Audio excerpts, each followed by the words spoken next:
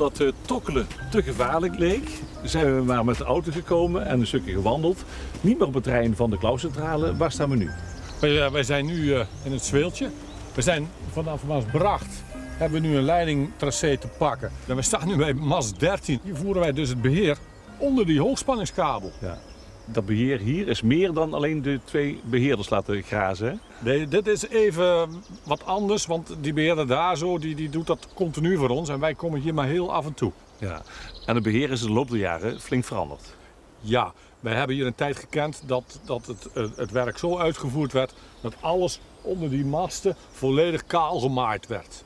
En dat was niet wat wij graag wilden. Wij zagen mogelijkheden om deze snelweg, want het is eigenlijk een soort snelweg. Hè? Je moet eens kijken wat een lange lijn dat je ziet, om daar wat meer kracht uit te halen. En dat is wat wij nu aan het doen zijn, door gevarieerd beheer toe te passen.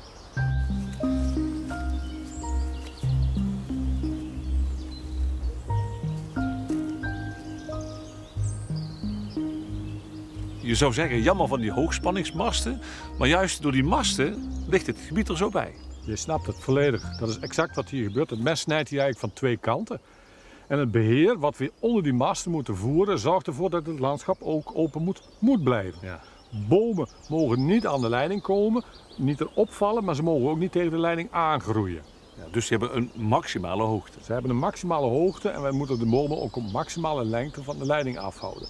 Daardoor krijgen we hier een heel gevarieerd landschap met zoveel mogelijk struiken, struwelen en hele korte vegetaties tot heide toe.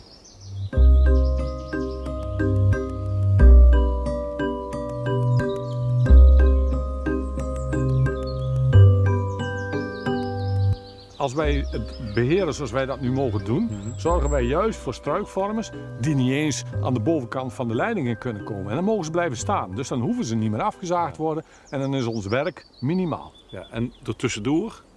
Hier krioelt het van het leven. We hebben hier hagedis, we hebben hier de diverse plekken gewoon allerhande vlinders. Zelfs de das heeft hier zijn plekje onder de hoogspanning.